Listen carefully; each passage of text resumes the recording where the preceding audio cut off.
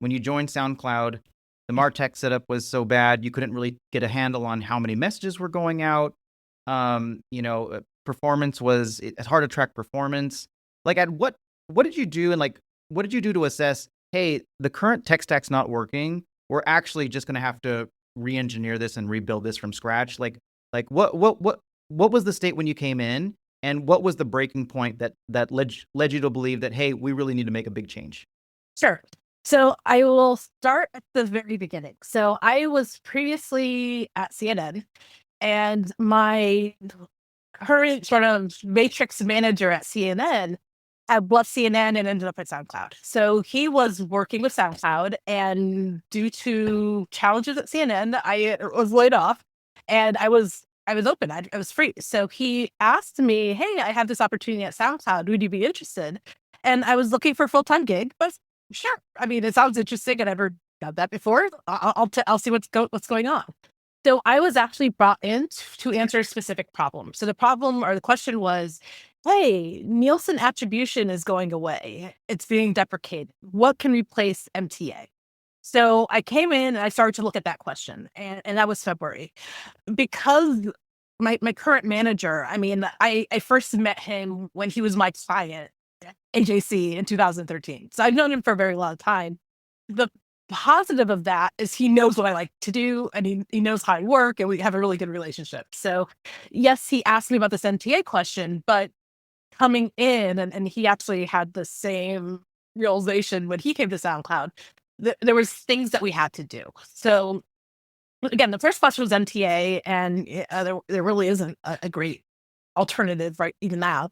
But that led me down various paths. So I started to look at our mobile marketing partner. So we looked at Mm, our MMP. We actually did change out our MMP.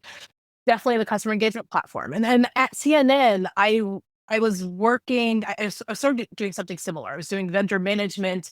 We were using a different platform. We were actually using Dell Global at CNN, but I sort of went from RFP. We had 10 vendors in RFP at CNN, all the way to selection to nurture. I did all that at CNN. So that was my experience. I enjoyed it. So, when CEP, or customer engagement platform at SoundCloud, came up, that was again something I had experience with from the process perspective. So that was it's something I liked to do, and it was easy for me to step into.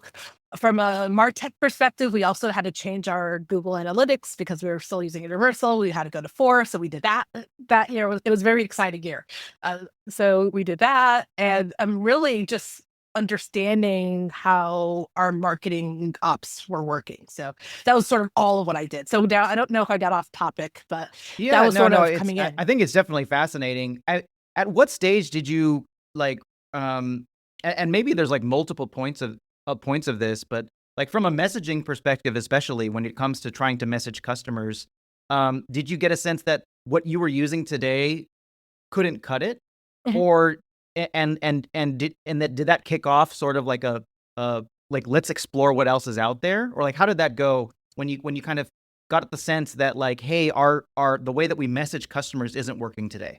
Or now that's a great question. So I go into my background to sort of set the table, but something to know about me, I'm huge on customer service and customer support. I love working with partners. I often, I mean, sometimes I've gotten, slapped by legal, not necessarily here at SoundCloud. Hey, that's a vendor, it's not a partner. Partner has certain connotations, but I still use partner. I want to use, Mm, I want to work with a partner. I want yeah. someone who is invested in a relationship and outside of just pure commercial, right? So that's sort of what I come to, that's what I go to, or that's my go-to. So anyways, coming to SoundCloud, yes, we had a very old implementation. So a lot like our MMP was put into place like 2016. Our CEP was put into place 2016. And being at CNN at that time, I sort of know the landscape. And, based on our previous CEP that we were using, there was a lot of support infrastructure we had to use to actually use it. So, and that was again, I had similar experience at CNN. So I sort of had that background already. And, if you have, we all know tech moves very fast. So if you put something into place and you don't really maintain it, you don't, do whatever, it ages and it decays, and eventually you have a lot of tech debt. So that was essentially the situation we were in. So we had a CEP, our customer engagement platform. We signed on with the vendor very early in their product life cycle. We had to build a lot of support infrastructure to make sure everything worked. And when I say support infrastructure, we had things like frequency caps outside of the platform itself. So when you say, well, how did you not know how many messages you sent? Well, the platform can tell me how many messages it thought it sent, but we had all this stuff happening afterwards. We had Interesting. frequency caps happening afterwards. We had all these things going on. So end of the day, I really didn't know, because yes, the platform could give me a number, but it wasn't the real number. And over time, And what again, does that it just decayed. what does that mean? Sorry, the frequency cap. So for example, we would have, we don't want, like, a lot of our campaigns were data driven, right? So if you do something on SoundCloud, it could trigger a campaign. Well, if you say you were busy liking a track or something, right? We don't want to send you every single time you do that. We don't want to send you a message saying, hey, thank you for liking a track. Say you liked, 20 tracks. We don't want to send you 20 messages saying, hey, thank you for liking a track. Right. So we would have a frequency cap to say, hey, Daryl only needs one message a day saying thank you for liking a track. Or maybe we only want Daryl to get one message a week saying thank you for liking a good track. But Gotcha. this was things we couldn't build into the platform itself. So we had to have support infrastructure to help do that. So that's just an example, but that's sort of what I mean. Gotcha. That makes sense. Yeah, I feel like most orgs hope underestimate how much the cost of not switching accumulates silently in the background. Like SoundCloud, you were saying, delayed this move since like 2019. You mentioned that the infrastructure was layered with like legacy systems. Because you were such an early adopter of that tool, there was functionality that didn't exist in the product. So there's internal APIs, homegrown apps, and basically like this like Frankenstack around the CEP to work around and dated all the way back to like 2016, 2017, right? Like Exactly. what did the worst parts of that setup teach you about future-proofing your Martech stack and how you think about that philosophy today? Yeah, so I think my biggest takeaway is you want to be able to go as out of the box as possible. Every time you have a custom implementation, that is on both you and your partner to help maintain that. And typically that doesn't go very well. So the partner, if they build something special for you, they have many other clients as well, right? So if they are going to release a new feature, who gets that new feature first? It's the main platform.